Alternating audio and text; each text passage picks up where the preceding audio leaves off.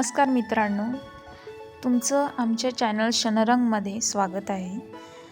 आज आपण महाराष्ट्राच्या इतिहासातील एक अतिशय महत्त्वाचा आणि शौर्याचा गाथा सांगणारा सिंहगड किल्ला पाहणार आहोत। सर्वात आधी थोडासा इतिहास जाणून घेऊया। सिंहगडाचं जुनं नाव कोंढाणा होतं। इसवी सन 1670 मध्ये छत्रपती शिवाजी महाराजांचे पराक्रमी सरदार तानाजी मालुसरे यांनी हा किल्ला मुघलांकडून जिंकला। या लढाईत तानाजींना वीरमरण आलं। तेव्हा छत्रपती शिवाजी महाराजांनी दुःखाने म्हटलं होतं, गड आला पण सिंह गेला। त्यानंतर कोंढाणा या किल्ल्याचं नाव सिंहगड पडलं। आजही हा किल्ला प्रत्येक मराठी माणसासाठी अभिमानाचं प्रतीक आहे। तर जसं आम्ही समोर निघालो, तिथे आम्हाला पायथ्याशी मोठी पार्किंगची व्यवस्था दिसली। तिथे खूप गाड्या उभ्या होत्या। पुढे जाताच दोन्ही बाजूंना जांभळं, कैऱ्या, शेंगदाणे, लिंबू पाणी आणि अनेक स्थानिक पदार्थ विकणारी दुकानं दिसली। थोड्यावेळ आम्ही तिथेच थांबलो आणि ताजी जांभळं घेतली आणि ती खात खात पुढे निघालो। त्यानंतर जसं आम्ही पुढे निघालो, अतिशय सुंदर असं तिथे निंबू पाणी, कैऱ्या, खूप काही खायला होतं। तुम्ही इथून काही पण घेऊ शकता। अगदी कमी रेटमध्ये तुम्हाला मिळेल। आणि जसं जसं तुम्ही समोर जाता, अतिशय सुंदर असं दृश्य आम्हाला तिथे दिसलं। निघालो आम्ही पुणे दरवाजा क्रमांक 1 कडे निघालो। जसं जसं आम्ही समोर गेलो तसं तसं आम्हाला खूपच छान, अतिशय सुंदर असं दृश्य दिसलं होतं। त्यात एक नकाशा पण दिसेल तुम्हाला, जो जिथे जिथे तुम्हाला जायचं आहे, तानाजी कडा, कुंदानेश्वर मंदिर, जिथे पण तुम्हाला जायचं आहे तिथे। पुढे आम्हाला किल्ल्यातील गुहेसारखी एक जागा दिसली। आत गेल्यावर पाणी साचलेलं पाहायला मिळालं। त्या ठिकाणी थोडी गर्दी असल्यामुळे थोडा वेळ थांबलो आम्ही आणि मग बाहेर येऊन किल्ल्यावरून दिसणाऱ्या अप्रतिम निसर्गाचे फोटो काढले। अतिशय सुंदर अशी गुफा होती तिथे। मग जसं आम्ही बाहेर निघालो, इतक्यात भूक लागली होती, म्हणून आम्ही तिथे कोंढाणेश्वर येथे मॅगी खाल्ली आणि गरमागरम कांदा भजी खाल्ली। ट्रॅकमध्ये अशी गरमागरम न्याहारी म्हणजे वेगळीच मजा। तिथे पण खूप गर्दी असल्यामुळे हा कोंढाणेश्वर हॉटेल खूप प्रसिद्ध असल्यामुळे लोक इथूनच नाश्ता करतात। तिथे छान अशी बसण्याची जागा आणि तिथे सर्व करायला बाया सगळ्याच होत्या। आम्ही बसलो चटईवर आणि मॅगी खाल्ली आणि कांदे भजी खाल्ले। तुम्ही पण इथे खाऊ शकता कमी दरात। तर पुढे 2 रस्ते होते। आम्ही उजव्या बाजूचा रस्ता निवडला। उजव्या बाजूला तानाजी कडा आणि डाव्या बाजूला तानाजी मालुसरेंची प्रतिमा आहे। वाटेत आनंदाश्रम संस्था लागली। जसे पुढे आम्ही निघालो, डाव्या बाजूने जाणारा ट्रेकिंगचा मार्ग अतिशय सुंदर आहे। हिरवगार निसर्ग, थंडगार वारा आणि शांत वातावरण यामुळे हा प्रवास आणखी खास झाला। मध्येच आम्ही भरपूर फोटो काढले आणि व्हिडिओ शूट केले। त्यानंतर आम्हाला इथे तुम्ही सपोज पाऊस आला आणि अगर तुम्ही इथे गेले तर तुम्हाला अतिशय छान वाटेल। पण आम्ही गेलो तेव्हा पाऊस नव्हता, तुम्ही बघू शकता। अतिशय गर्दी पण नव्हती। अशा हवामानात तुम्ही जाऊ शकता इथे। यानंतर आम्ही विचार केला की तानाजी कडा येथे निघावं। तर आम्ही तानाजी कडा येथे निघालो। या ठिकाणाहून दिसणारं सह्याद्रीचं विहंगम दृश्य मन मोहून टाकणारं होतं। जसं जसं आम्ही समोर गेलो, तिथे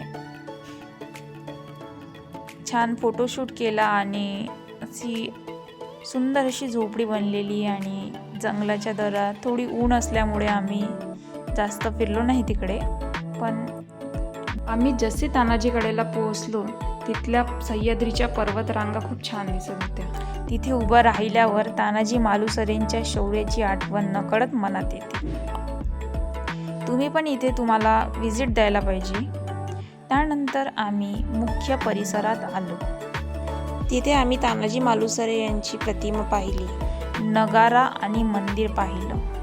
तिथे कोरलेलं वाक्य म्हणजे आधी लगीन कोंढाण्याचे, मग माझ्या रायबाचे वाचताना इतिहास जिवंत झाल्यासारखा वाटला।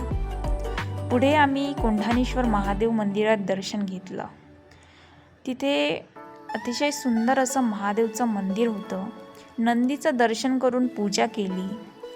त्यानंतर आम्ही तिथे थोडंसं नजारा पाहिला आणि त्यानंतर अमृतेश्वर मंदिराकडे गेलो. जसंही आमचं दर्शन अमृतेश्वर मंदिराचं दर्शन झालं तसंच आम्ही देवटाके पाहायला निघालो.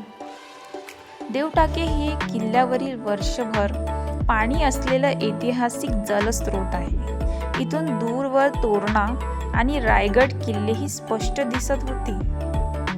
काही घोडेही दिसले, त्यामुळे वातावरण अजूनच सुंदर वाटलं. सिंहगडावरून इथे 2 किल्ले दिसतात. हा म्हणजे इथे बघा, हा तोरणा किल्ला आणि राजगड किल्ला. हे 2 किल्ले इथून पूर्णतः छान दिसतात. सिंहगडवर तुम्ही गेले तर हा नजारा नक्कीच बघा तुम्ही. इथे खूप ऊन होती, पण तुम्ही पावसाळ्यात आले तर तुम्हाला अजून छान वाटेल. सह्याद्रीचा परिसर बघायला तुम्हाला आणि जशी घोड्यांची स्वारी पण करू शकता तुम्ही यात. तर आम्ही पुढे फिरून झाल्यावर मस्त रंगीबिरंगी आईसगोल्याचा आस्वाद घेतला. त्यानंतर तिथे आमचा फ्रेंड त्यांनी आम्हाला आईसगोल्याचं वाटप केलं आणि छान असं थंड थंड, कारण ऊन असल्यामुळे तुम्ही इथे आईसगोला खाताना अतिशय छान वाटेल तुम्हाला. बसलेलो आम्ही.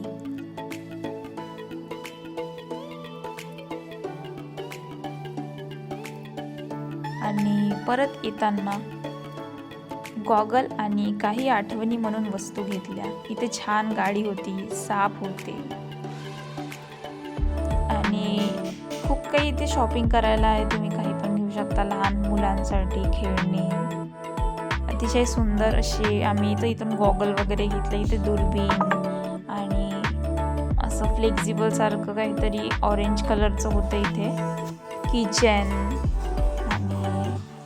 छान छान अशा छान वस्तू होत्या. तुम्ही काय पण इथे स्मरणजनक अशी काहीतरी वस्तू इथून घेऊ शकता. मग आम्ही तिथे फोटोशूट केले. आम्ही 4 सदस्य. तर तिथे परत येताना आम्ही एका जीपमध्ये बसलो. जीपमध्ये खूप गर्दी होती, पण तोही एक भन्नाट अनुभव होता. रस्त्यात बकऱ्यांचा मोठा कळप दिसला. आम्ही खूप असे दाटीवाटीने बसलेलो होतो. जर तुम्ही सिंहगडावरून खाली पायथ्या पार्किंगपर्यंत शेअर जीपने येत असाल तर साधारण भाडे ₹50 ते 70 प्रति व्यक्ती वन वे घेतले जाते. त्यानंतर तुम्हाला PMPL बसने जर प्रवास करायचा असेल तर सिंहगड पायथ्या ते स्वारगेट बसचे भाडे साधारण ₹30 आहे. तुम्ही स्वारगेटवर पोहोचले की तुम्हाला कॅब बुक करता येईल. तुम्ही सुरक्षित घरी जाऊ शकता.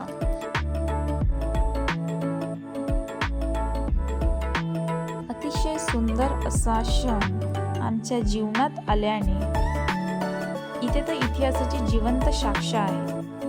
त्यानंतर आम्ही जसं उसाचा रस पिऊन झाला, कारण खूप ऊन असल्यामुळे इथे तुम्हाला उसाचा रस मिळेल. जसे तुम्ही बसवरून उतराल तर तुम्ही बाईकने पण येऊ शकता, पण आम्ही कॅबनेच गेलेलो. सिंहगड म्हणजे फक्त एक किल्ला नाही, तर तो शौर्य, स्वाभिमान आणि मराठी इतिहासाची जिवंत साक्ष आहे.